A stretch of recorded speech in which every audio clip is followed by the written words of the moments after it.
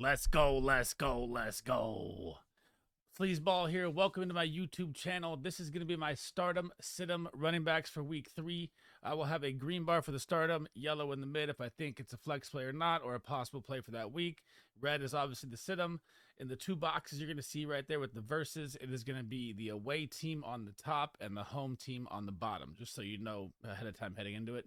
And as always, guys, if you like the content, like and subscribe down below.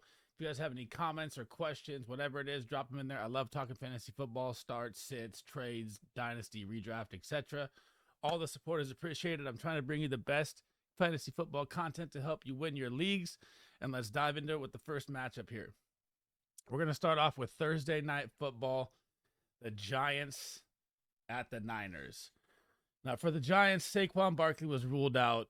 This is a just stay away from game the whole way from me with the Giants. Matt Breida, like if you've watched any of my previous videos, I don't like starting any running back against the Niners. I did say sit Kyren Williams last week against the Niners, and he popped off. That was a little freakish to me. But I don't like any of the Giants. I mean, you could have gotten Matt Breida off the waiver wire, but I don't even know if that's worth it. So, I mean, I hope he didn't spend any fab or anything. But the Giants are all negative red for me. Heading down to the Niners game now. On my running back rankings, I put Christian McCaffrey at 3. He should always be number 1 to me. But for this reason right here, they're playing the Giants. You already saw Shanahan tweet out that we're going to use Elijah Mitchell more this game. We're going to scale back McCaffrey. Of course, that's what's going to happen, in my opinion. McCaffrey has been averaging 24.2 points a game in fantasy, 92% snap share usage. We've got to start scaling back. I say we, have a Niner fan. We have to start scaling back McCaffrey's workload for the playoffs. I don't want to get this guy hurt. So that is why I have Elijah Mitchell in yellow this game. Elijah Mitchell, I actually think, will be a solid flex play this week.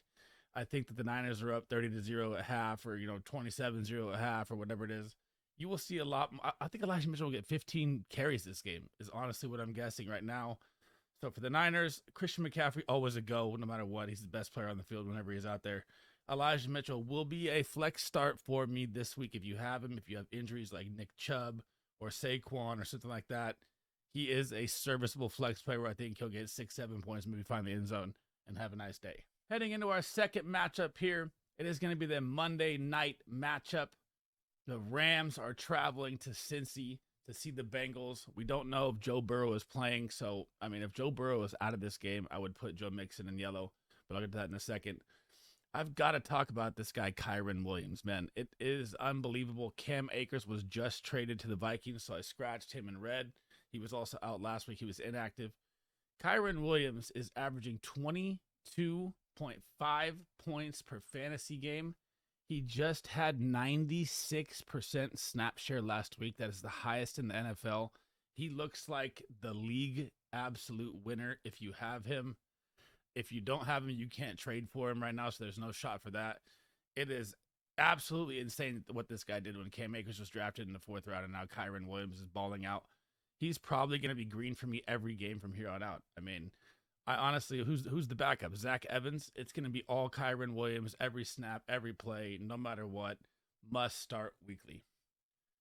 Heading down to Joe Mixon, like I said. So Joe Mixon here, I'm going to put in green. But again, if Joe Burrow is not playing, I would temper it down to a yellow. But Joe Mixon still is RB21. He's still averaging 11 points a game in fantasy. He's still getting 80% snap share. It's still his show. The Bengals just need to find the end zone and wake up here. I mean, Joe Mixon has no touchdowns. It's been a rough start for all of them besides T. Higgins last week who popped off. Joe Burrow's had 2 bad games. Jamar Chase has been nothing. If Joe Burrow plays, the Bengals are 0-2. I expect fireworks to come out. I expect him to be mad, angry. He's not going to want to go down 0-3. That's a big hole to bury yourself in the playoff picture. So Joe Mixon, I have as a green stardom. Chase Brown is a nice handcuff if you have him, or it could be Travion Williams. I didn't put him on there, but none of these guys really saw any work. Like Travion Williams saw six snaps last week, so nothing special there. And heading on down to Arrowhead, we're going to have the Chicago Bears at the Chiefs. So I'm going to put, this is my last time for Khalil Herbert here in green. I know that they just dropped today that Roschon Johnson will be the starting running back by week 5, and he'll be the bell cow. Khalil Herbert is still a good running back, And this is a game where the Bears will obviously be playing from behind. I mean, Justin Fields needs to wake up here for anything to happen. But in Khalil Herbert's situation, the Chiefs struggle against receiving passing running backs. When they get a pass and break it out in the open, that's where Herbert thrives. I could see him catching, a screen for 60, 50-yard touchdown in this game. That's where the Chiefs struggle. I'm going to keep him in green for the last time this week. Or that, I have this idea in my head that they might, if Roschon Johnson's going to be the guy, and that tweet came out today already, that maybe they try and showcase Herbert here. There's a lot of teams missing a running back, and Khalil Herbert could be a nice trade piece for them to get rid of if they want to ride the Roschon Johnson train, something like that. But I'm going to leave Roschon on yellow. He hasn't seen enough carries yet. He's still, if you're in a deep league like 16-man and you need a super flex player or something like that, Roschon could, get 4 or 5 points, maybe find a goal line touchdown, but nothing special. Deontay Foreman should be on your wire. Nothing to do with him. Heading out of the Chiefs. Now, Isaiah Pacheco has a hammy contusion at the moment. So that's why I put CEH in yellow. The Bears are the 5th worst versus the run right now. They're getting shredded the past 2 weeks. So if Isaiah Pacheco doesn't go, I'm going to put him in green. If he goes, he's obvious green. But if he doesn't go, CEH will be a absolute nice flex play, even though, you're scared of the Chiefs running game. The Bears run D is terrible. And Jerick McKinnon, I'm going to put it in red. He has not got any of the work that I thought he would lately. I know he's older, but they used to trust him last year. He got all the work down the stretch, and he was like RB5, like weeks 13 to 18. All of a sudden, this year, he's nothing. So I'm going to leave him in red and Pacheco green. CEH, of course, again, if Pacheco's out, I would put in green as a starter. The 2-0 Tampa Bay Buccaneers have the Eagles come into town. Now, this one is very interesting to me, and I've been tweeting out this whole time, like, I really do believe if you have DeAndre Swift right now, it might be a sell high, but it might be a hold also. I mean, if you can get insane value, like a wide receiver, high-end wide receiver 2, low-end wide receiver 1 for DeAndre Swift, or an Eagles fan is in your league or something like that, I would deal him. I would also like to hold, I'd like to hold him too, because I just don't know if I trust the Eagles running back room. Like, what if DeAndre Swift went for 175 last week and Gainwell was out, and Gainwell comes back and now DeAndre Swift gets 10 yards and you started him, and it's such a rotational wheel that I don't like taking that risk. So I'm going to put them both in yellow because I have to see them all play before I can judge the net, how to start them, sit them, because they've been out. So this is a tough one for me, and the Tampa Bay run D is actually good. They're weak versus the pass. They've shut down both games they played. Week 1, Vikings got shredded. I mean, Alexander Madison got shredded, no yards. I mean, they're actually not a bad run D at all. They played the Bears, and they look at Khalil Herbert's number last week. He had nothing. Roschon Johnson had nothing. So the Tampa Bay run D is very good. But again, I'm going to wait and see. Heading down to the Bucs now. Rachaad White had his big game finally, but this is a bad situation. So just like Tampa, Philly's front 7 run D is phenomenal. So I'm going to put Rachaad White in yellow. Maybe he gets those receptions out the backfield, coming in. He had a 20-point week last week, so everyone's super high on him. He's still averaging 14.1. He had a slow week 1. It's going to be a very tough matchup to start Rachaad White. But I am on a buy now on Rachaad White after this week because I feel like he's going to have a very, very tough game here. And owners are going to be down. So 2 bad games out of 3 for Rachaad White. He's still the guy. He's getting an absolute workload, 78% snap share. He's the guy. So after this week, buy now on him. Sean Tucker's still in red. He is a nice rookie piece backup. If you own Rachaad White, maybe a handcuff, but nothing else special there. We may get to see Minshew mania here, guys. It looks like Anthony Richardson may not pass concussion protocol. And this is another game where I'm going with no green running backs here. So the Colts are coming in. Zach Moss had a monster game, but it wasn't against Baltimore on the road against their front 7. So I know that you're like, oh, I mean, he's maybe a flex play at best. And I don't even think it's really a great flex play, but again, if you have injuries with your running back, he's obviously going to be in your flex. But I don't like Zach Moss at Baltimore at all. They've shut down the run back-to-back weeks. They get passed on is what they do. So look at Dameon Pierce versus the Colts. It was 37 yards on like 14 carries. I don't know the exact amount of carries, but it was terrible. So they stuffed the run. I don't like it at all for the Colts. Deion Jackson is in the red. He's a nothing after Zach Moss came back. Heading to the Ravens, Justice Hill and Gus Edwards. My waiver wire pick was to get Justice Hill first over Gus Edwards. Gus Edwards got the touchdown last week, but Justice Hill got more work. Melvin Gordon got brought up from the practice squad. I think the Browns played mind games with him and signed Kareem Hunt to mess him up, and now they signed Kenyon Drake. So I have no idea what is going on with the Ravens backfield, just like everyone else. It's going to be a rotational wheel all year. I mean, unless they sign like Fournette or something, which they probably should do, but who knows if that's going to happen. But for now, if you need a flex play, they are both a decent flex play. I mean, you're basing it on a touchdown dependent game. It's very tough. The Colts D is actually not bad against the run. I'm going to leave them both yellow, Melvin Gordon red. Nick Chubb, man. This is going to be the Browns-Titans game. With my depressed voice for Nick Chubb. I was such a fan of Nick Chubb. I feel so bad. I think that was a dirty hit. He is out for the season. You can drop him to your waivers. God, it sucks. But moving on to the game, the Browns are going at Tennessee. Now, you're going to see Jerome Ford in red, and you're going to be like, why red? Because he was your number one target on the waiver wire. I get that. I tweeted out, don't use too much fab on this guy. A high waiver, yeah, if you're in a 12, 14-man league, I'm fine with using the one waiver on him. He will get volume. But they play the Titans. They just brought in Kareem Hunt. I knew that he would not be the RB1 without them bringing someone in. Kareem Hunt knows the system, too. I'll bet it's like a 60-40 split, so I hope you didn't blow like 60-70% fab on this because it's a terrible idea. But they get the Titans, man. So the Titans literally just held the Saints in week 1 to 37 yards, and they just held Josh Kelly and the Chargers to 32 yards. This front line is ferocious. This is what the Titans do. They stop the run.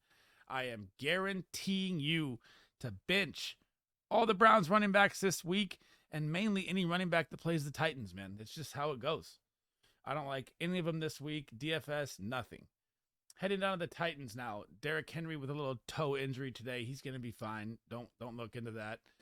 I do think that Henry is going to have a big game here because I think it's a grunge game, and this is like a Derrick Henry written all over a game right here. It's going to be like 21-20 or 24-21. Low scoring, ground and pound. I like Derrick Henry a lot this week at home. I think he's going to be a top 7 to 8 running back. Easy. Tyjae Spears now is someone that shouldn't be on your wire 100%.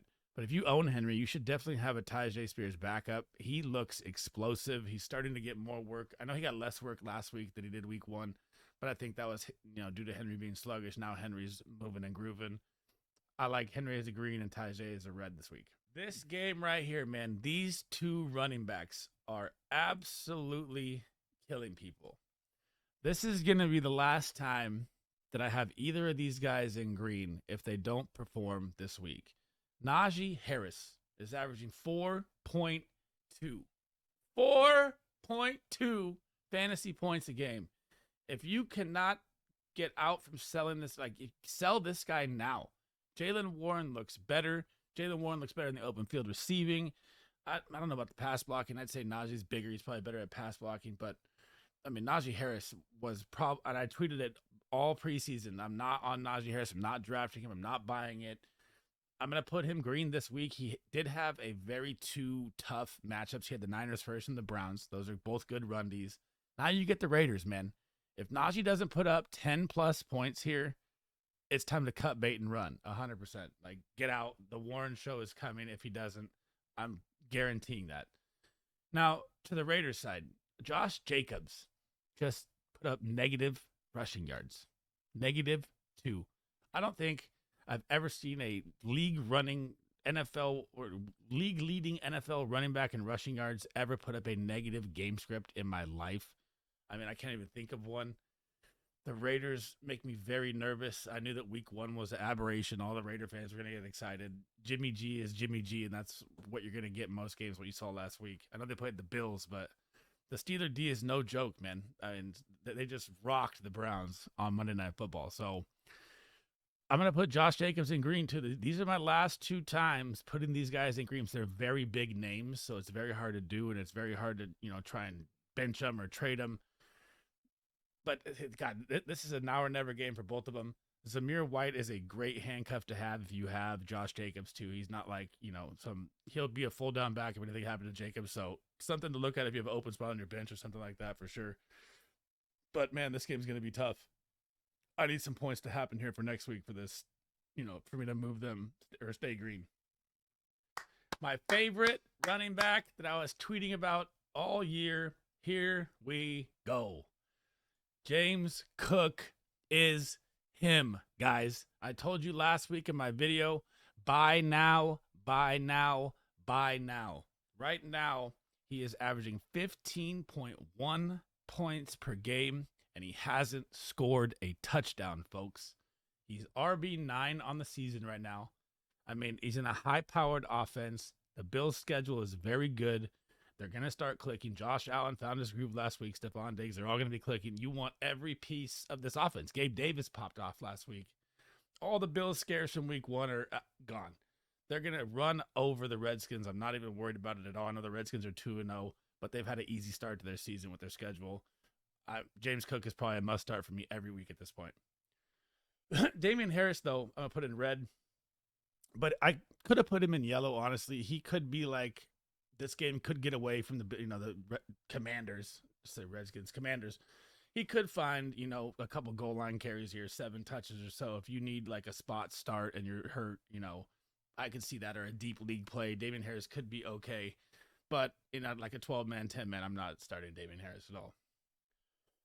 For the Commanders, Brian Robinson right now is the absolute steal of the draft. You can't say Kyron Williams because I don't know anyone that drafted Kyron Williams. So Brian Robinson Jr. is averaging 21.3 fantasy points per game. He is RB3 on the year. His usage is number 7 on the year. His snap share, he's unbelievable value. Everyone thought Antonio Gibson, and people drafted Antonio Gibson higher than him. Big mistake. Big mistake. I mean, you can't even buy this guy now. He's producing so much. He's going to be a green for me every week until he has like 2-3 bad games, because right now he's popping off. Antonio Gibson, definitely a red. My number 1 top scoring running back on the week this week is coming right now. Travis Etienne, but we're going to start with the Texans here. So Dameon Pierce, man, this is like another Najee Harris situation. 5.2 points per game this guy's averaging. He hasn't been on the field for more than 50% snaps in the first 2 games of the season. I'm going to base that on game script because they were down so much to the Ravens in week 1. And that they're not going to be ahead many games. He's not going to be able to pound out the ball. You're not going to see the Texans up 10 running the clock out, right? They're going to be passing. C.J. Stroud's going to be throwing. The guy threw for 348 last week. C.J. Stroud looked really good. But Dameon Pierce, this is going to be another Najee Harris, Josh Jacobs situation. He is a big name. You did waste high capital on him. This is the last chance I'm going to give him to stay in green. The Jags' run D is not very good. It's not bad, but it's not great. I think they're 15th. So I'm going to give Dameon Pierce last shot here to get a 10-point game. If not, next week I'll put him in yellow. It's been rough for owners for Dameon Pierce right now. Devin Singletary, dude, with how it's going with Pierce, might be a nice handcuff if you own Pierce right now. It might be something to look for, trade low value for to try and back him up, because it looks bad right now for Pierce. The number 1 scorer at running back of the week is going to be Travis Etienne, folks. I'm not going to lie, I missed on this in drafts. I bought into the Tank Bigsby coaching staff hype, but they weren't part of ETN. This guy's usage is insanity. He's at 88% snap share, and he never comes off the field. And I know Tank Bigsby vultured one, and ETN got a little banged up last game. But dude, this is a buy now running back 1,000%. ETN schedule ahead is amazing. And he's gonna be a top 5, top 7 running back in my opinion. You should buy him 100%. Tank Bigsby, again, if you own ETN, great handcuff to have. I could see him in yellow this game because I can see the Jags getting ahead, and maybe Tank will see more work. But I'm expecting 20 plus from ETN this game.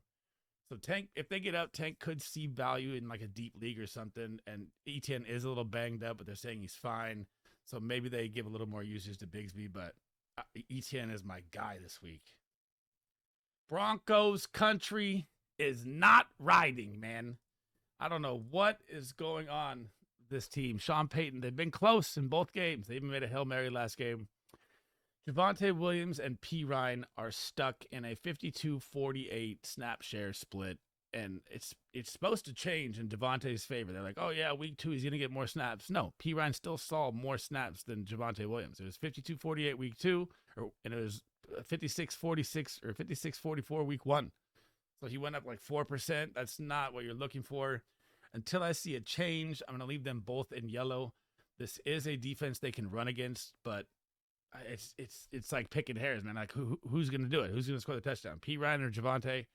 Very tough situation for me. I don't like them in green at all. I'm going to put them both yellow. If you need a flex play, that's where I would put these guys. Heading down to the Dolphins. Again, I'm going to star Devon Achane, but Raheem Must Start Mostert is the guy. 26 points last week. He's 9th in running back usage. He looks every bit the part. The only thing is, can he stay healthy enough to do it? So, I mean, if this is me and this is honest opinion right here, and I own Raheem Mostert, this would be my time because they just had Salvin Ahmed also, tear his hamstring. Devon Achane is the rookie that everyone's hyped about. That's why I have a star next to his name. Go pick him up if he's on your wire or try and lowball trade for him because Mostert's injury history is crazy.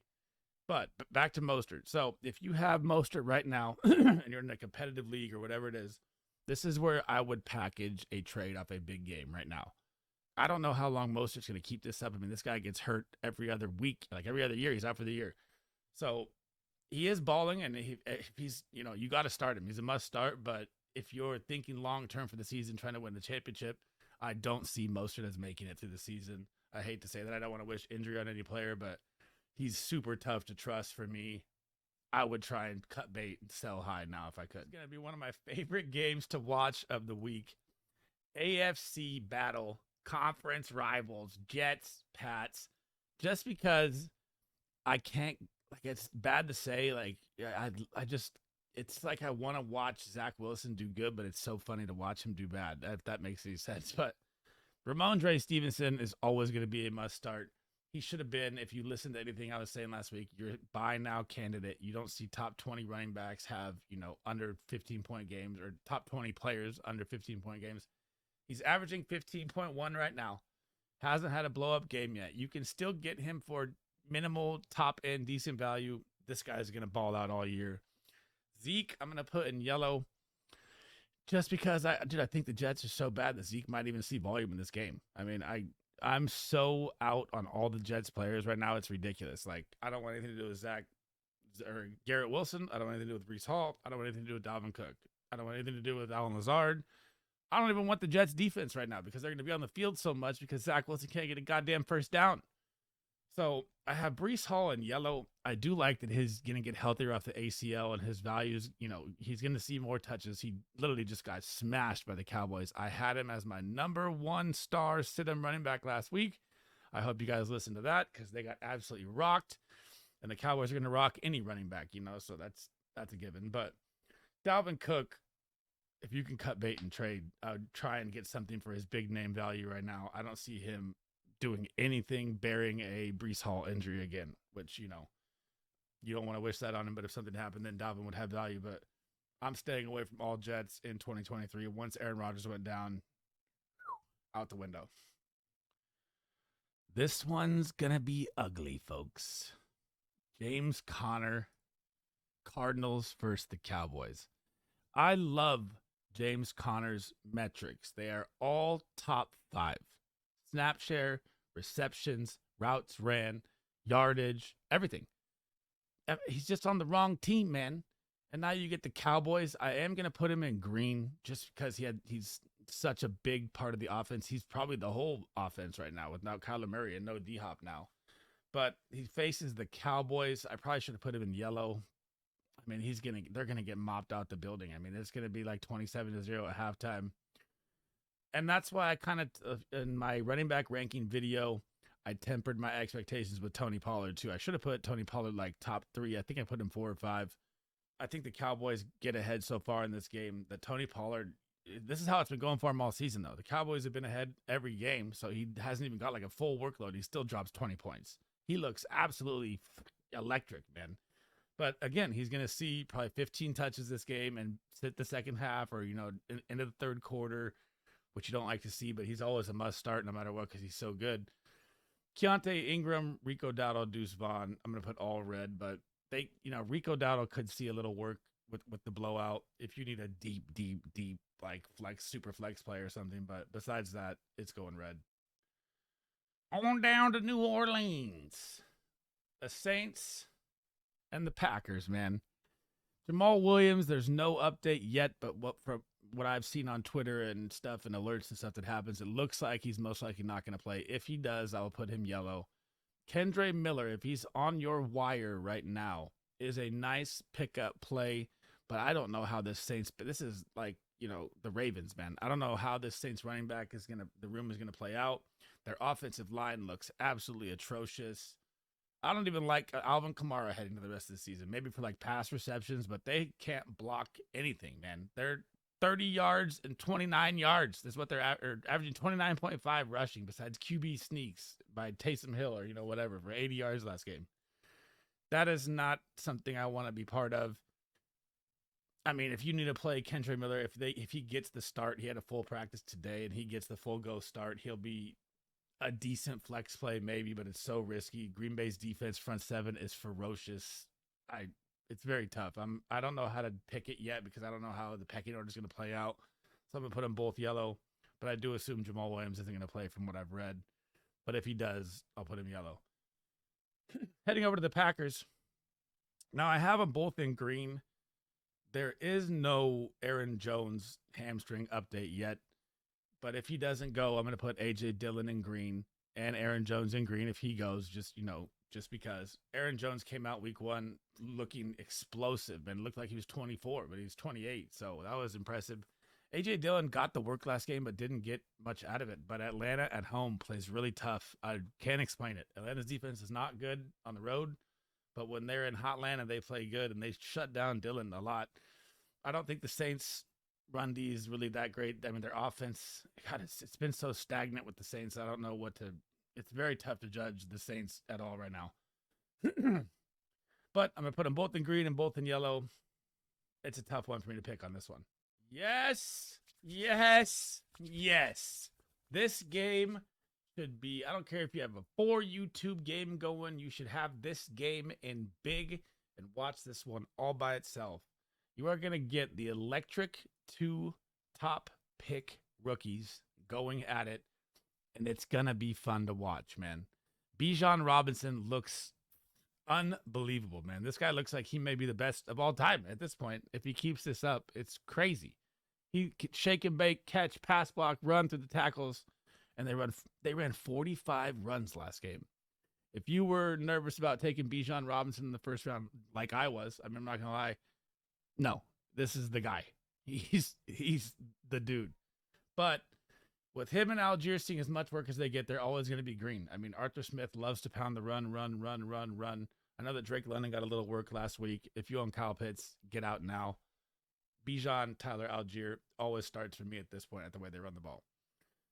David Montgomery looks out 3 to 5 weeks from the updates. He's going to be in red. This is the Gibbs time, please. So week 1, he saw 28% snaps. Week 2, he saw 48% snaps. I know that Dan Campbell said that we're working him in. We're going to work him in. He's 21. I mean, so is Bijan, man. Let this guy loose. If you watched Jahmyr Gibbs with the eye test this year, he's a freak, man. He literally ran so fast in week 1 that he fell down and missed a touchdown. Got 9 receptions last week. This is going to be a smash Jahmyr Gibbs game. I can't wait to see these 2 rookies battle. I have Bijan at number 2 in my previous running back ranking and Gibbs at number 7. So this is going to be an explosive game. I can't wait to see this game, to see these 2 go at it. I'm literally like starring this game. I can't wait to watch it. But all green for everybody that's in this game. Oh, the poor Panthers, man. I mean, they look very bad. Let's just be honest here. Miles Sanders, I think, is going to be on the trade block here soon. I'm going to put him in green just because Seattle's run D is not great. I mean, Craig Reynolds and just kind of got 50 yards after coming in last week after Monty was popping off earlier. There's no defense really in this game, so both these running backs are going to shine in green. If you see Chuba Hubbard on your wire right now, he looks better than Miles Sanders. So this is something you should think about if you have an open spot, or you have a wide receiver, you have 5 wide receivers, you don't need one. I do think that Chuba is going to take this job here this year. He's 24. I know they paid Sanders a lot, but Sanders not looking the part here.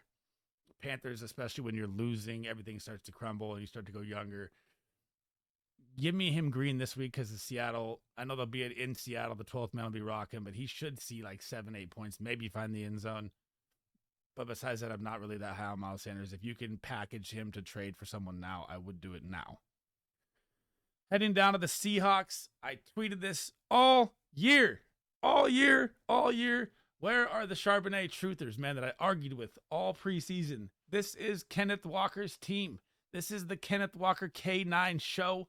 He is barking at all of them, quieting all the Charbonnet talk. I don't want to hear anything. Charbonnet has seen like 12 snaps through 2 games to Kenneth Walker's 88% usage. This is a full workhorse back steal of the draft if you got it. They're going to lean on him so much this week. I'm projecting another 20-point game for Kenneth Walker. Full green all the way. Probably every game from here on out. I'm such a K9 fan, it's ridiculous. Zach Charbonnet is on a lot of wires now, guys. Even in 12-man leagues. So, especially 10-man leagues. I mean, if you play 10-man leagues, he's probably on every wire. But I've seen him now in 2 of my leagues on the wire. It's time to cut bait on the Zach Charbonnet unless you own Kenneth Walker. Of course, it's a great handcuff, right? So, that's my thoughts there. Green, red. Think about Chuba Hubbard if you have a wire spot. Charbonnet, I'm done with. The highest scoring game for last, okay? I'm going to say that the Chargers-Vikings game is a 35-33 or 38-35 scoring game. Take the over if you're a bettor. All the DFS players in this game I want.